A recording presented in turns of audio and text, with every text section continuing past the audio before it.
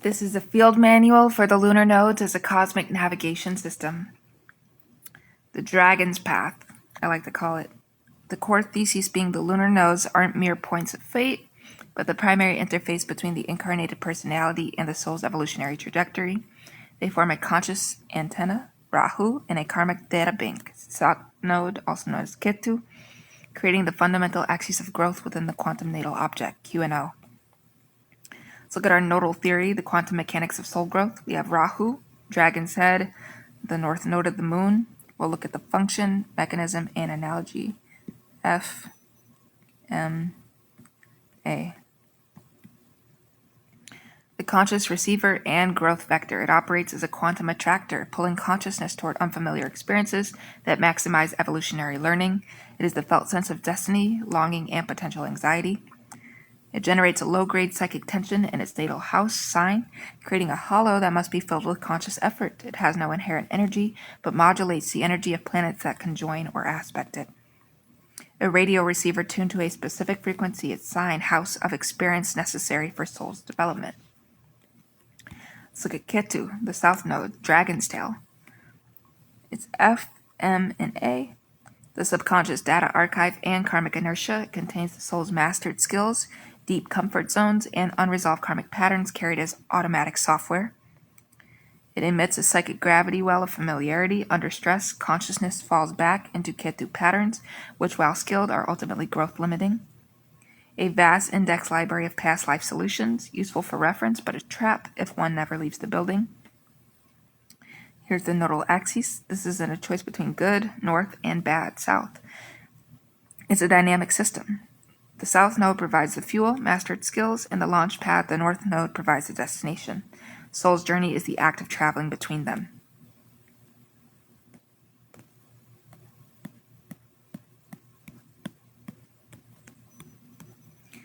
Now we look at our field guide, the north node by house and sign, with the methodology being to interpret the north node's house as a life arena for the soul's evolutionary quest, interpret its sign as a qualitative style or lesson required in that arena. The south node occupies the opposite house and sign, revealing the default setting that must be intelligently leveraged, not merely abandoned. So now let's look at Rahu, also known as the north node of the moon, by house, 1 through 12. Ooh, there we go.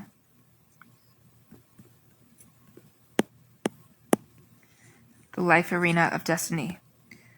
House, north node archetype, the quest, south node archetype, the karmic default, evolutionary imperative. And then after we go through this, we're going to go through Rahu by sign, qualitative style of the quest. Okay, so first we look at the houses and the opposite houses for Ketu. So I know that first Rahu's in the first house, and so Ketu, the south node of the moon, is in the 7th house. It's opposite. So Rahu in the first is to become a sovereign self, destiny through independent action, self-definition, courage. In 7th house, Ketu is over-identification with partners, losing self in relationships. Stop negotiating your identity. Act first. Define yourself through initiative.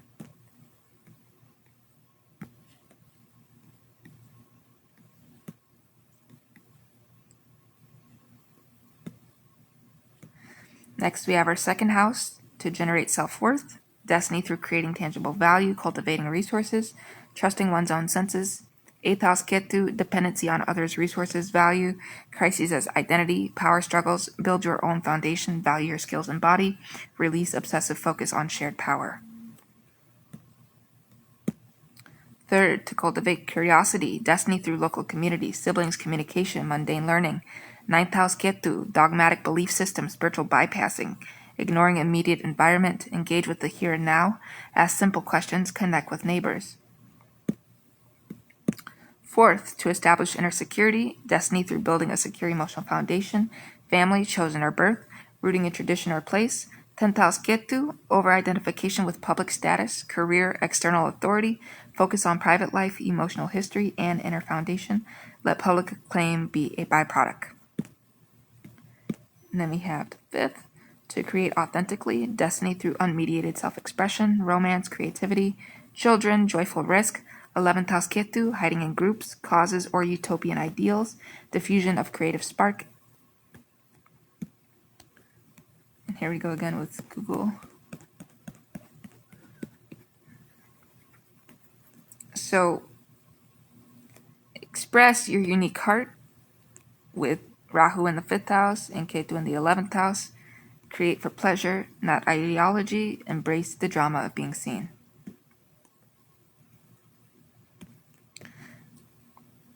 Moving on to the 6th house, which is to master service. Destiny through healing, useful work, refining skills, daily routines, and humble service. 12th house Ketu, escapism, victim mentality, diffuse spirituality, avoiding mundane responsibility, develop competence, embrace helpful criticism, find the sacred in daily ritual and useful labor. 7th house Rahu, to master conscious relationship. Destiny through one-on-one partnerships, business, marital, seeing the self in the other, negotiation. 1st house Ketu, excessive self-focus, inability to partner, lone wolf mentality. Learn true reciprocity, see yourself through the mirror of committed others, balance self and other. 8th, to transform through fusion, destiny through deep psychological sharing, managing joint resources, confronting taboo, regeneration. 2nd house, Ketu, clinging to personal possessions, values, superficiality, fear of deep merger. Dive into the depths of intimacy and shared power. Transform your values through crises, release control.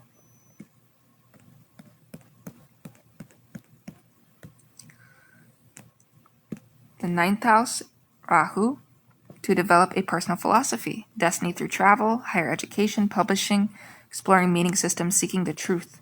3rd house Ketu, mental chatter, gossip, trivial facts, staying in the familiar local mindset. Seek the broader horizon, develop your own creed. Teach what you've learned from journeying. 10th house Rahu, to assume responsible authority. Destiny through public role, career achievement, legacy, social responsibility. 4th house Ketu, hiding in domesticity, over-attachment to family patterns, privacy. Step onto the public stage, accept recognition, structure the world using the wisdom from your roots.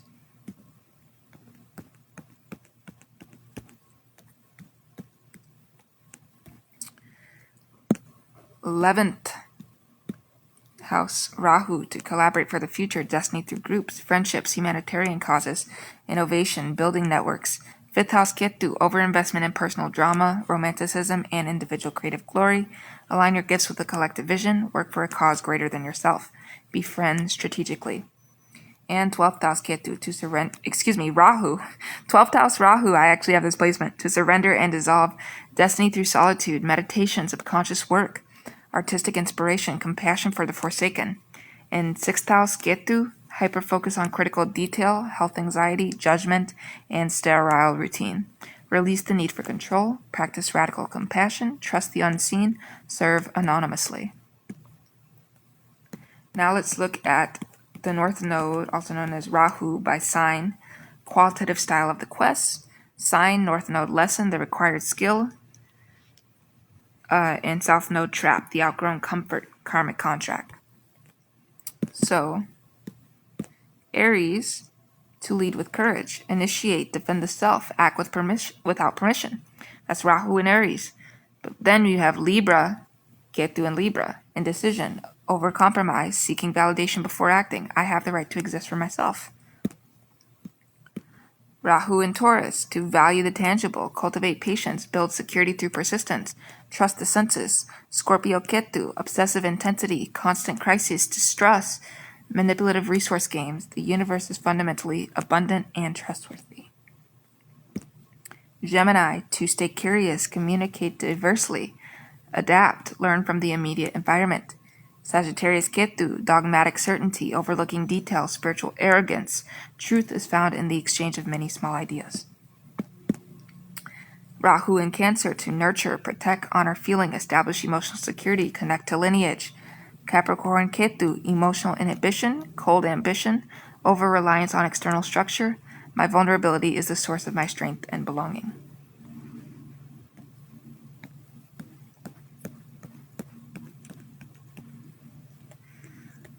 Now we look at Leo.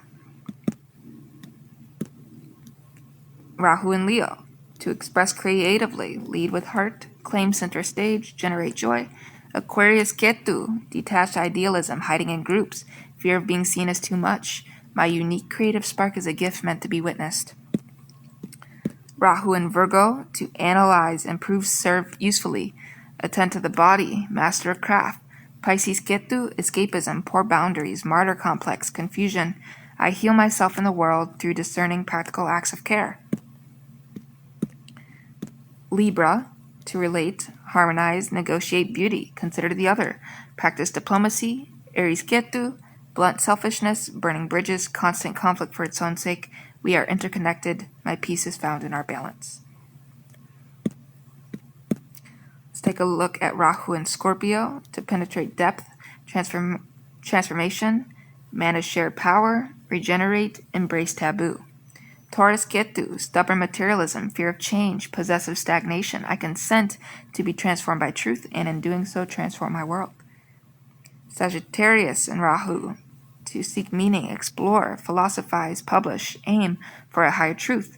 Gemini Ketu, scattered superficiality, cynical gossip, intellectual trivia. My life is a journey toward a personal expanding truth that I must share.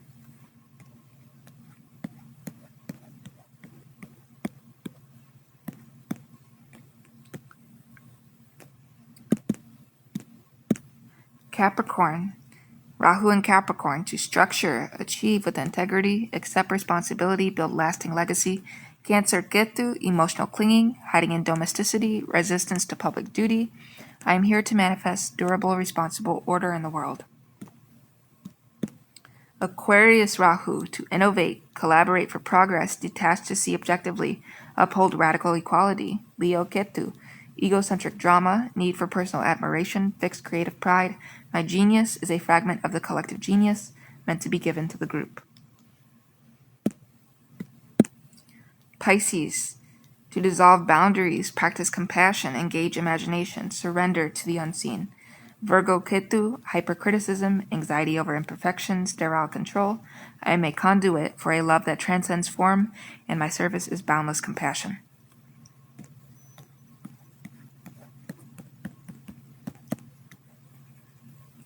Now let's look at the synthesis, reading the complete axes. For example, we have Rahu in the 10th house, Capricorn arena, and Ketu in the 4th house, Cancer arena. The destiny vector, North Node in the 10th house, Capricorn. The soul's growth requires stepping into public authority, building a legacy, and achieving mastery in a structured field. The style, Capricorn must be disciplined, responsible, and respectful of tradition while innovating within it. The karmic default, Ketu, the South Node in the 4th house, Cancer. The soul's past mastery is in the private, emotional, nurturing realm. There is deep comfort in family, home, and emotional security. The trap is hiding from public life, being overly sensitive to criticism, or using familial obligations as an excuse not to achieve. The integrated path, use the emotional intelligence, nurturing capacity, and intuitive security, 4th Cancer South Node, as the foundation and fuel for public achievement, 10th Capricorn North Node. For example, a diplomat, 10th house, using deep empathy and cultural memory, 4th Cancer, to negotiate treaties. The goal is not to abandon home, but to make one's public work an extension of one's deepest sense of care.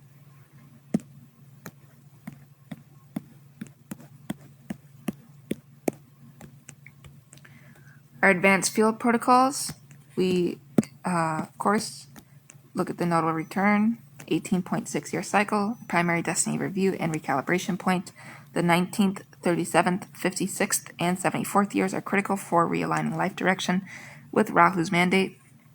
Nodal transit to natal planets. When transiting nodes conjoin or oppose natal planets, they activate that planet's function in service of Rahu, or in regression to Ketu, the karmic axis. The Dragonic initiation ritual. During a Rahu transit to a key natal point, ascendant, sun, moon, a practitioner can perform a ritual to consciously download the next phase of their destiny contract. And this involves meditation on Rahu's house and sign, a deliberate, courageous act that embodies Rahu's principle, a written release and thanks for a Ketu pattern being outgrown. Xenonodal analysis. When analyzing an exo-civilization, determining the placement of the ecliptic of their home system and thus their nodal axis is paramount. It reveals their civilization's evolutionary destiny, Rahu, and their karmic or technological baggage, Ketu.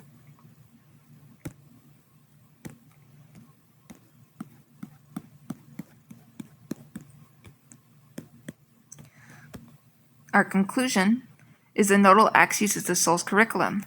This manual provides the syllabus. Mastery comes not from perfectly enacting Rahu, but from consciously engaging the tension of the journey across the axis, using the wisdom of the tail to fuel the climb toward the head. In this tension, evolution occurs.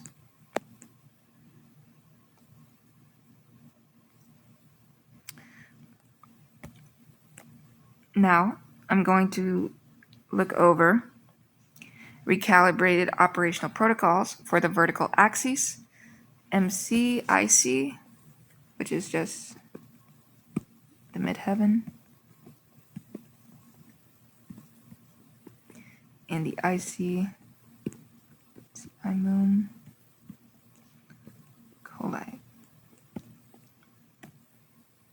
And the void, of course, moon state, a sign-based analysis.